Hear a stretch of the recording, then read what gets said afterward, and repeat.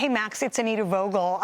We're all, of course, watching to see, hoping that the fire doesn't jump the 405 freeway and spread into places like Bel Air. We're all hoping that that doesn't happen. But I want to ask you about where you're standing in Malibu.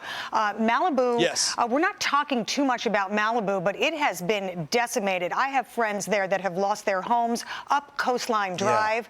Can you tell us what you're seeing there in Malibu about the homes along PCH and, you know, the ones that are partially in the Palisades, but just into Malibu? Tell us what you're seeing. Yeah, so for those who know the area, you know, you have the area around Malibu Pier, around Nobu. That area is relatively intact. But when you go more towards Santa Monica, toward Pacific Palisades, down the PCH, which is where we're standing right now, that's really where you're seeing very significant damage. Let's just give you a little bit of a picture of what that looks like. So right now, we're looking towards Santa Monica right now, down the coastline, and you can see house after house. Essentially what happened here is one house after another caught fire, and it was like a chain reaction, like dominoes. Fortunately, some homes are still standing, but it's horrible to report that not many are left. Yeah, it is terrible. Max Gordon, thank you so much for giving us a bird's eye view there. We so appreciate it, and stay safe.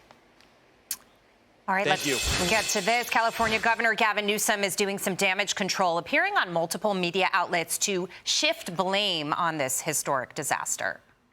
We had my team start talking to local leaders, saying what's going on. Our state, and you weren't getting straight answers from the local leaders. I was getting different answers. And so for me, that's not a story. When you start getting different answers, then I'm not getting the actual story. So not only is he blaming local officials, but he's also targeting the president-elect, Newsom claiming that he's afraid that Donald Trump will withhold aid to California. Are you worried that he might actually do that? Well, I mean, he's done it. That's his style. And you know, we take it seriously to the extent that in the past, it's taken a little bit more time. I've been pretty expressive about that in the context of someone threatening our first responders in terms of supporting the immediacy of their needs. And the far-left media is helping him spread this narrative, but watch how local officials are fighting back. How troubled are you that there's a lack of communication between the city of Los Angeles and the incoming Trump administration? There isn't a lack of communication between the city of Los Angeles and the incoming Trump administration.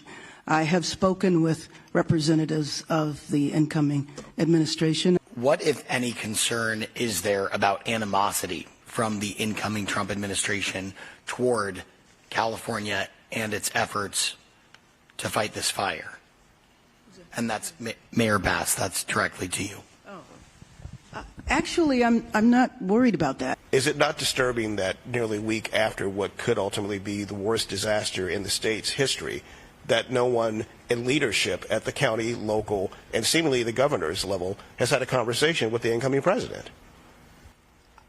Well, given the fact that the administration is being put together, I don't necessarily agree with you on that. Okay, so there's a lot of different layers here. But Guy, you have looked into some of the things that Newsom has specifically said. Yeah. We'll get to the Trump stuff in a minute.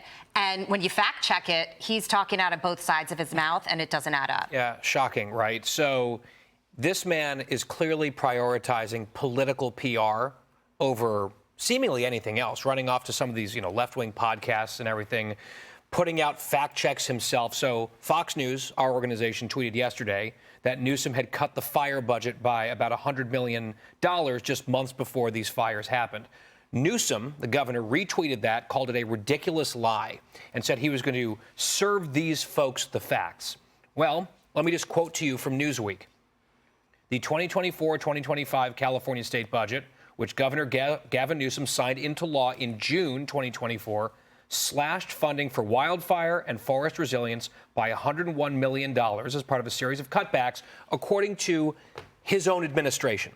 So I would love it if this man prioritized competence and actually had the foresight to put in place good policies that may have mitigated these issues. But now that this nightmare has been playing out and he and other officials in the state of California are getting flack from various critics, he's out there pushing back, calling the critics liars when, in fact, the critics, at least in this case that I just brought you, are using specific, correct facts. It just seems like a waste of his time. And then you've got the Trump layer, Jason. Already, rather than focusing on what they need to do, they're trying to attack him.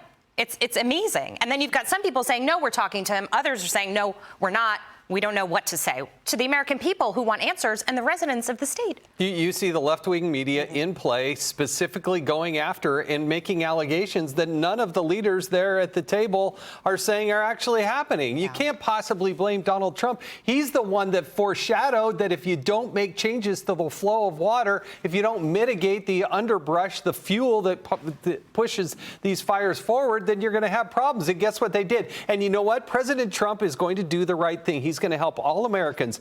But you're not just going to get a blank check, Gavin Newsom. Right. You didn't deal with your money that you had before. You're going to have do some things to actually solve the problem. That's what Donald Trump's all about. Some accountability, but actually solving the problem. All right, we're going to leave it there. Meantime, Fox Corporation has donated $1 million to the Red Cross's California wildfires relief efforts, providing safe shelter, hot meals, emotional support, and other resources to aid in recovery.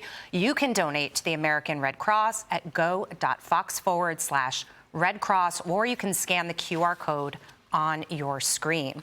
Hey, Sean Hannity here. Hey, click here to subscribe to Fox News YouTube page and catch our hottest interviews and most compelling analysis. You will not get it anywhere else.